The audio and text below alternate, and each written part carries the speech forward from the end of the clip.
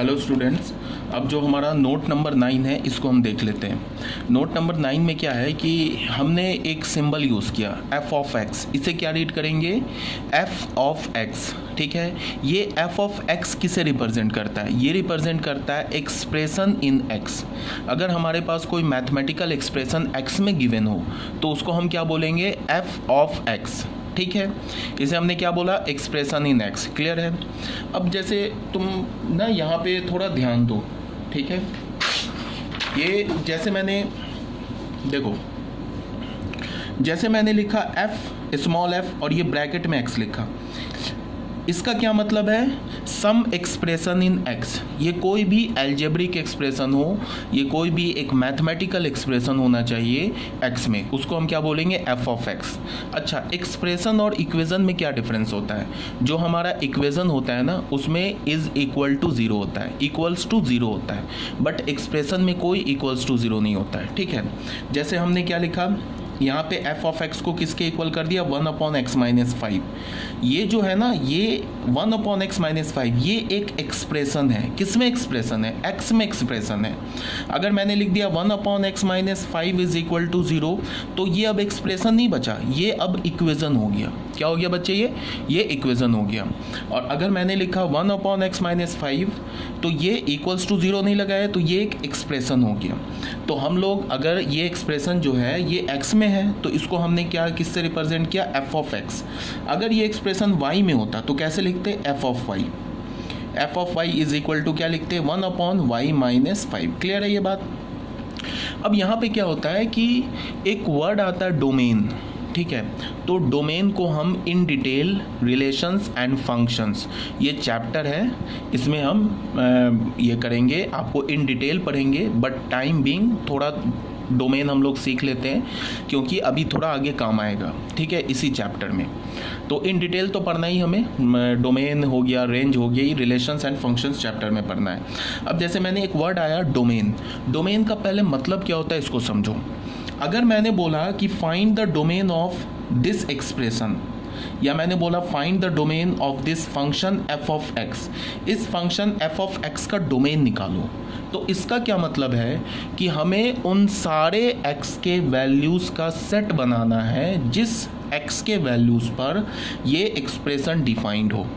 एक बार फिर से बोल रहा हूँ, अगर मैंने बोला find the domain of this expression, इसका मतलब क्या है? We have to find all the values of x for which this expression is defined. जिस पर ये एक्सप्रेशन डिफाइंड होगा वो सारे x को हमें कलेक्ट करना है और उन सारे x का हमें एक सेट बनाना है। तो वो जो सेट होगा ना, जिस x पर ये फंक्शन या ये एक्सप्रेशन डिफाइंड होगा, जिस x पर, उस x का जो सेट होगा, उस सेट को हम इस एक्सप्रेशन का डोमेन बोलेंगे। क्या बोलेंगे? डोमेन बोलेंगे। बात क्लियर है?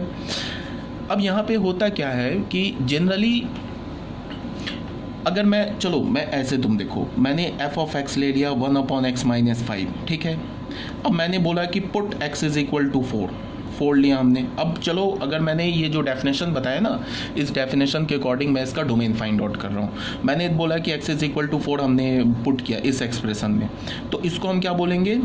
ये इम्प्लाई क्या करेगा? f of 4। f ऑफ 4 क्या है?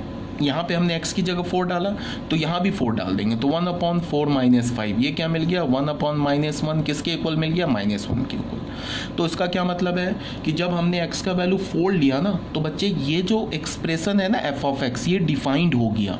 -1 तो एक डिफाइंड नंबर है ना, ऐसा तो नहीं होता है कि जहाँ -1 दिखता हम बोलते it is not defined. -1 is a well defined number.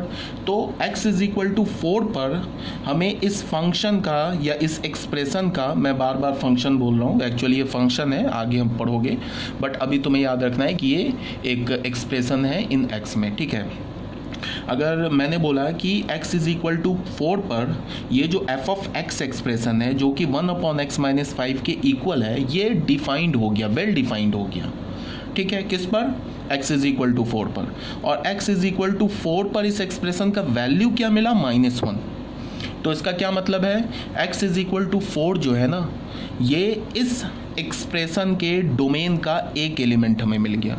अगर मैं इस एक्सप्रेशन के डोमेन का, इस एक्सप्रेशन का डोमेन लिखूंगा ना, तो उसमें एक एलिमेंट, एक number x is equal to 4 भी होगा। ठीक है, ये बात आगे समझ में।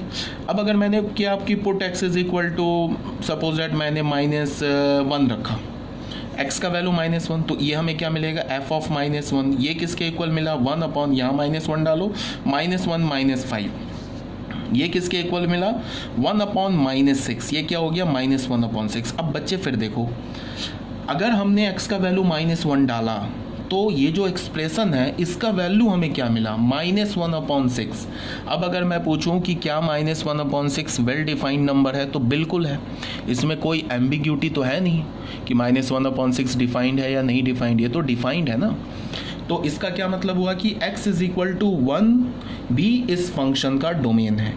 फिर हमने पुट किया कि चलो एक और ले लेते हैं, x का वैल्यू हमने 9 पुट किया, तो हमें क्या मिला, f ऑफ 9, f ऑफ 9 क्या मिल गया, 1 अपॉन 9 -5, ये मिल गया 1 upon 4, again 1 upon 4 is well defined, so x is equal to 9। ये जो 9 है ना, ये भी इस एक्सप्रेशन के डोमेन में आ गया। ठीक है, अब क्या है बच्चे कि अगर हम लोग, अब कोई एक स्टूडेंट मुझसे ये बोलेगा कि ऐसे तो हम वैल्यू डालते जाएंगे और हमें क्या होगा, फंक्शन डिफाइंड मिलता जाएगा, तो ऐसे कितने वैल्यूज़ डालेंगे, मतलब कि ऐसे करके हम डोमेन नहीं निकाल सकते, बिकॉज यहाँ पे तो इन्फानाइट एक्स का वैल्यू आ जाएगा जिसके लिए एफ ऑफ एक्स डिफाइंड होगा।